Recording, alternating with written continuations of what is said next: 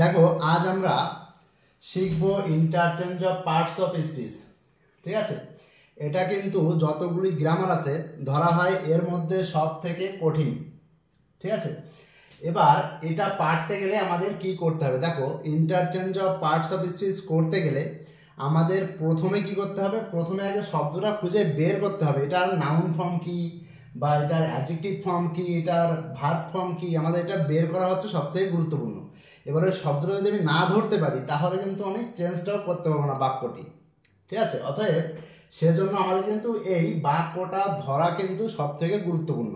যে নাউন শব্দ আছে এর অ্যাডজেক্টিভ ফর্ম কি, নাউন শব্দ আছে এর ভার্ব ফর্মটা কি, তাহলে এটা কীভাবে চেঞ্জ হয়। দেখো আমরা কিন্তু এখানে দেখো interchange of parts of speech, আগে নামটা বুঝতে হবে। পার্টস অফ স্পিচ কয় প্রকার?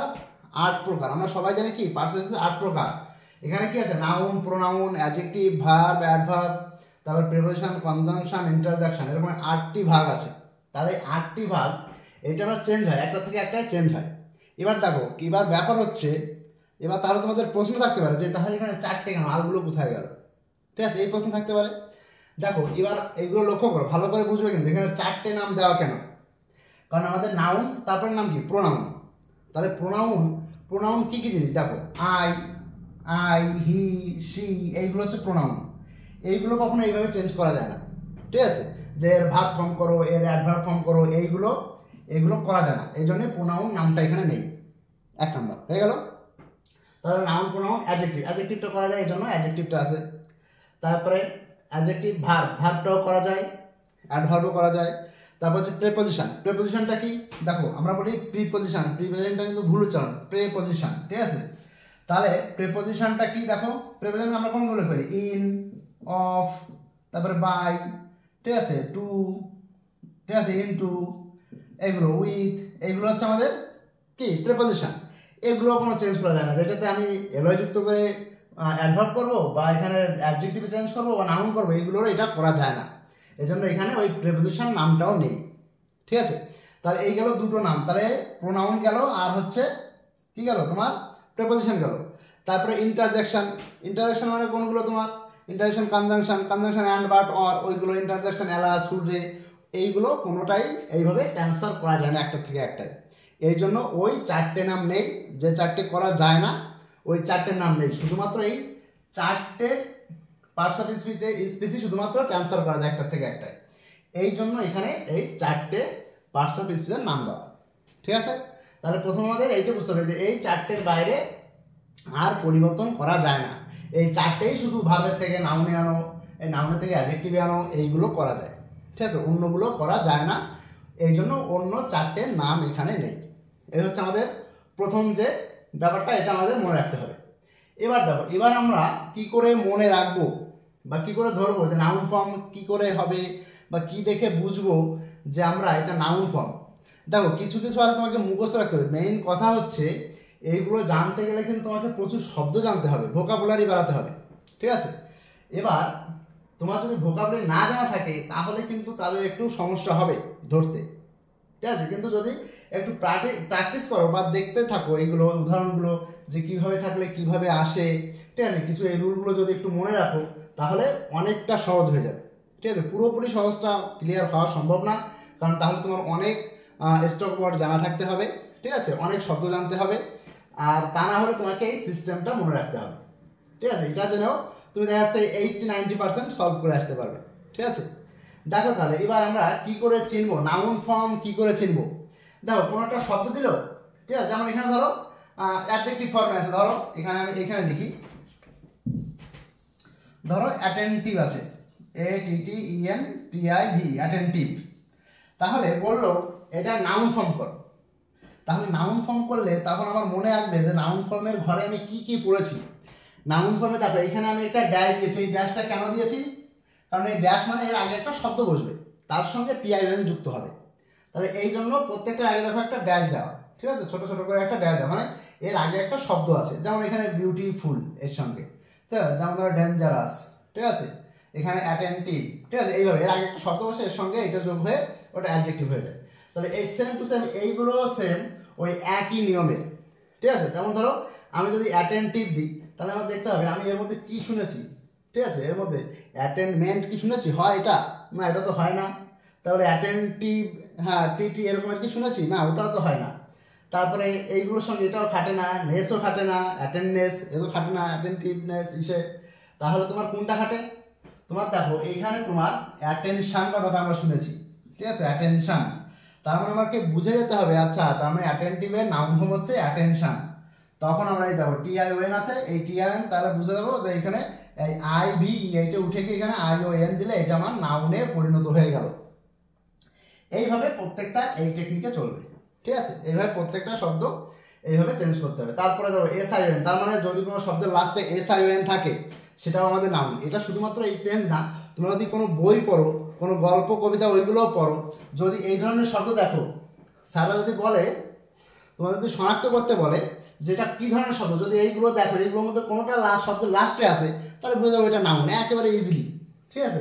এছাড়াও আমরা অনেক কিছু দিতে পারি এখানে। এছাড়া তোমার যে মেন্টের যে ঘর আছে এখানে হুড, ঠিক আছে। তারপরে তোমার ইসে শিপ, ফ্রেন্ডশিপ, এই যে বয়হুড, চাইল্ডহুড, ফ্রেন্ডশিপ, ঠিক আছে। এইগুলো এই ধরনের যা যা থাকবে এইগুলো কিন্তু নাউন ধরা হয়, ঠিক আছে। তাহলে নাউন ফর্ম ধরার কিন্তু দেখো কিছু টেকনিক, এই শব্দগুলো মনে রাখতে হবে তোমাকে নাউন ফর্ম ধরার জন্য, যে এইগুলো শব্দগুলো যদি আমার লাস্টে থাকে সেটা তাহলে নাউন ফর্ম হয় বা নাউনে ধরে নেওয়া যায়। তারপর কি বলে দেখো ব্যক্তিবাচক নাউনের ক্ষেত্রে কেমন হয়।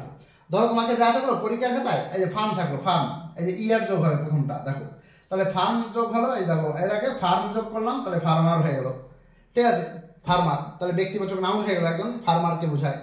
তারপর ধরো এই ক্রিয়েট থাকলো, ধরো ক্রিয়েট বলবো ক্রিয়েটের নাউন ফর্ম রাখো। ক্রিয়েট মানে সৃষ্টি করা, তার মানে দেখো এটা ভার্বে আছে, সৃষ্টি করা মানে কি ভার্বে আছে, বলে নাউনে করো, তার মানে কি মানে ক্রিয়েটর দিলে একটা ব্যক্তি বোঝাবো, ব্যক্তি মানে ওটা নাউন হয়ে গেল, তাহলে ব্যক্তিবাচক নাউনে পরিণত করে দিলাম। তাহলে এইভাবে কিন্তু দেখো এই যে ইস্ট, IST, ডেন্টিস্ট, সায়েন্টিস্ট, এই ধরনের দেখো IST, ডেন্টাল, দেখা যাচ্ছে তো প্রশ্ন তোমার ডেন্টাল কথাটা দেওয়া আছে ওখান থেকে, তাহলে আমি কি করবো, ওইটা নাউন ফর্ম লাগবো, তাহলে ডেন্টিস্ট দিয়ে দিলাম, ঠিক আছে। ডেন্টাল দিলে দেখো এর আছে, ঠিক আছে, ওটা আছে, তাহলে অ্যাডজেক্টিভে পড়ে যাবে, ঠিক আছে। যদি আমি তাহলে কি নাউন ফর্ম দিই, তাহলে আমি ডেন্টিস্ট লিখে দেবো, তাহলে নাউন ফর্ম হয়ে গেল, ঠিক আছে। তারপরে দেখো IAN, ম্যাজিশিয়ান, ঠিক আছে, ফিজিশিয়ান, এইগুলো। তারপরে ARI, বেনিফিশিয়ারি, তোমার উত্তরাধিকারী বোঝায়, ঠিক আছে। তাহলে তোমাকে এই চারটা মনে রাখতে হবে অবশ্যই, যদি তুমি শব্দের রূপগুলো ভালোভাবে ধরতে চাও, ঠিক আছে, তোমাকে এটা মনে রাখতে হবে অবশ্যই। এবার দেখো সেম টু সেম একইভাবে দেখো একই নিয়মে অ্যাডজেক্টিভ ফর্মটা আমরা এইভাবে শনাক্ত করতে পারি। তাহলে কেমন হবে দেখো, এসে আগেই দেখাচ্ছি, এই যে অ্যাটেনশন আছে এর কি অ্যাডজেক্টিভ ফর্ম যাবে অ্যাটেন্টিভ হয়ে যাবে। তাহলে OUS ডেঞ্জার, ডেঞ্জারাস, OUS যোগ করলে, তার মানে শুধুমাত্র এখানে না, বইতেও যদি তোমরা দেখো ডেঞ্জারাস আছে, যদি বলে স্যার বলে এটা কোন পার্টস অফ স্পিচ বলো তো, তখন একেবারে এটা দেখেই বলে দেবে যে এটা অ্যাডজেক্টিভ, যদি তোমার এই চারটা মুখস্থ থাকে। ফুল, কোনো শব্দ লাস্টে ফুল আছে, এটা কোন পার্টস অফ স্পিচ, অ্যাডজেক্টিভ। যেমন এই যে বিউটিফুল, কেয়ারফুল, যত রকম ফুল আছে, ওয়ান্ডারফুল, যত রকম ফুল কথা দেখো সবগুলো হচ্ছে অ্যাডজেক্টিভ, ঠিক আছে। তারপর এবেল, ঠিক আছে, ANT, ENT, ING, ED, CIL, ঠিক আছে, AL, ঠিক আছে, এইগুলো সব সেম টু সেম একইভাবে এই সবগুলো যেগুলো লাস্টে এরকম এইগুলো দেওয়া থাকে সেগুলোকে সব অ্যাডজেক্টিভ ধরা হয়, ঠিক আছে। তাহলে এইগুলো আমাদের নাউন আর হচ্ছে অ্যাডজেক্টিভ হয়ে গেল। এবার দেখো আমাদের চলে আসি ভার্বে। ভার্বের কি ব্যাপার, দেখো ভার্বে যে ISE আছে, ঠিক আছে। দেখো আমাদের ইমমর্টাল থাকলো, তাহলে এটাকে ভাব করো, তাহলে ইমমর্টালাইজ, এই যে ISE, ইমমর্টালাইজ, এই যে ATE, অ্যাক্টিভেট, ঠিক আছে, ATE আসে লাস্টে, অ্যাক্টিভ থেকে অ্যাক্টিভেট। তারপরে এইভাবে EN, FI, ওইগুলো সব একই ওইভাবে চলে আসে। বিউটিফুল, বিউটিফাই, ঠিক আছে, বিউটিফাই, ওইটা ভার্বে পরিণত করলাম, বিউটিফাই, বিউটিফুলকে যদি ওটাকে অ্যাডজেক্টিভ করো বিউটিফুল, তাহলে ওইটা কি বিউটিফাই দিলে ওইটা ভার্বে পরিণত হয়ে যায়। এবার একটা টেকনিক হবে, এই যে একটা ভালো একটা টেকনিক, এই টেকনিকটা কিন্তু একেবারে এটাকেই বলে নিনজা টেকনিক, বুঝতে পারলে, আমরা সবাই নিনজা টেকনিকের সঙ্গে গেছি। মানে দেখো এই টেকনিকটা কেমন, ধরো তুমি কোনো ভার্ব ফর্মই জানো না, ভার্ব ফর্ম আমি বুঝি না, ঠিক আছে, এই অ্যাডজেক্টিভটা একটু বুঝি, নাউন ফর্মটা বুঝি, আর অ্যাডভার্বটা বুঝি, এটা খুব সহজ, এটা শুধু এরই যুক্ত করে দিলে হয়ে যায়, আর কোনো ব্যাপার না। কিন্তু ভার্ব ফর্মটা আমার ধরা খুব অসম্ভব ব্যাপার, এটা আমি পারি না।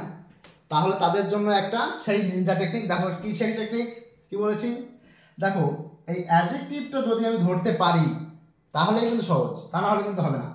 তাহলে ধরো আমি কি জানি, আমি জানি এখানে বিউটিফুল, BEAUTIFUL, বিউটিফুল। এটা আমি ধরতে পারলাম যে এই যে অ্যাডজেক্টিভ। এবার বলো অ্যাডজেক্টিভটাকে ভার্বে ট্রান্সফার করো। এবার আমি দেখো এটা ভার্ব ফর্ম হচ্ছে কি বিউটিফাই।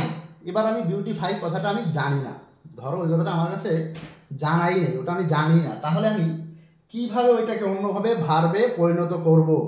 তাহলে কি করব, এইখানে শুধুমাত্র এখানে তাহলে অ্যাডজেক্টিভের আগে দেখো একটা বি যোগ করে দেবো, বি বিউটিফুল অথবা মেক বিউটিফুল, এই দুটোর যে কোনো একটা করে দিলে এটা অটোমেটিক্যালি ভার্বে পরিণত হয়ে যায়, মানে এটাকে তখন ভার্ব ধরা হয়। এই দেখেছো, তাহলে একটা এই সিস্টেমটা কিন্তু মনে রাখলে তোমার ভার্ব ফর্মের কিছু মুখস্থ করাই লাগবে না। ঠিক আছে, যদি একান্ত যদি না বাঁধে এখানে, যদি ভার্ব ফর্ম তুমি নাই ধরতে পারো, তাহলে এইভাবে তুমি কিন্তু এই টেকনিকটা খাটিয়ে যে কোনো শব্দকে ভার্বে পরিণত করতে পারো, শুধু টু মানে বিটা যোগ করে অথবা মেক যোগ করে, মেক প্লাস এই অ্যাডজেক্টিভ ফর্মটা যোগ করে দিলে, ধরো এই শব্দটা বিউটিফুল মানে অ্যাডজেক্টিভ শব্দ তোমার জানা আছে, তুমি শুধু তার সঙ্গে বি বা মেক যোগ করে দিলেই হয়ে যাবে সেটা ভার্ব। বাস, একেবারে সহজে হয়ে যাবে। দেখো এর থেকে সহজ কিন্তু আর হয় না, তোমরা যদি মনে করো এর থেকে আরও সহজ হবে তাহলে সেটা কিন্তু মানে কল্পনাই থেকে যাবে। হ্যাঁ দেখো তারপরে কি বলছে, অ্যাডভার্ব। অ্যাডভার্ব হচ্ছে সব থেকে সহজ, এর মধ্যে একেবারে কোনো ঝামেলা নেই, শুধু অ্যাডজেক্টিভটা যা হবে এটাও তার সঙ্গে শুধু একটা এলয় যোগ করে দিলে হয়ে যাবে। যেমন ধরো বিউটিফুল, এর সঙ্গে একটা এলয় যোগ করে দিলাম বিউটিফুলি, কেয়ারফুল কেয়ারফুলি, ঠিক আছে, যে ডেঞ্জারাস ডেঞ্জারাসলি, ঠিক আছে, এর সঙ্গে এলয় যুক্ত করে দিলে হয়ে যাবে অ্যাডজেক্টিভ। তারপরে এইভাবে যত যা কিছু আসে না কেন, ঠিক আছে, এইভাবে যত যা কিছু আসে, ঠিক আছে, সব কিছুর সঙ্গে আমি শুধু এলয় যুক্ত করে দেবো, এটা হয়ে যাবে অ্যাডভার্ব। এই হচ্ছে আমাদের এই চার্ট প্যাটার্নটা বোঝার একটা সিস্টেম। ঠিক আছে, যারা যারা বোঝো না বা যাদের কাছে খুব কঠিন মনে হয় তারা কিন্তু এইটা খুব সহজে আর কি বুঝে নিয়ে মানে তোমরা মুখস্থ করে রাখবে, তাহলে কিন্তু অনেকটাই সহজ হয়ে যাবে। ঠিক আছে, এর থেকে সহজ পদ্ধতি আর আমি আমার জানা নেই, ঠিক আছে, আর কোথাও দেখিও নি। ঠিক আছে, তাহলে তোমরা এটা খুব মনোযোগ সহকারে দেখবে এবং এটা মুখস্থ রাখবে, তাহলে তোমরা আজ এ পর্যন্তই থাকবে। তোমরা এইগুলো ভালো করে লিখে নেবে চার্টটা এবং একটু মুখস্থ রাখার চেষ্টা করবে, তাহলেই কিন্তু সুবিধা হবে। তা না হলে প্রত্যেকবার যদি খাতা খুলতে হয়, ঠিক আছে, সবগুলো তো তখন পরীক্ষার সময় তো খাতা খুলে লিখতে দেবে না, এই জন্য তখন কিন্তু কঠিন হয়ে যাবে। এই জন্য আগের থেকে যদি এই চার্টটা মুখস্থ করে রাখো তাহলে কিন্তু তোমাদের সব থেকে বেশি সুবিধা হবে। অতএব তোমরা এই চার্টটা মুখস্থ রাখবে যদি এই interchange of parts of speech ভালো পারতে চাও। ঠিক আছে, তাহলে আজ এ পর্যন্তই।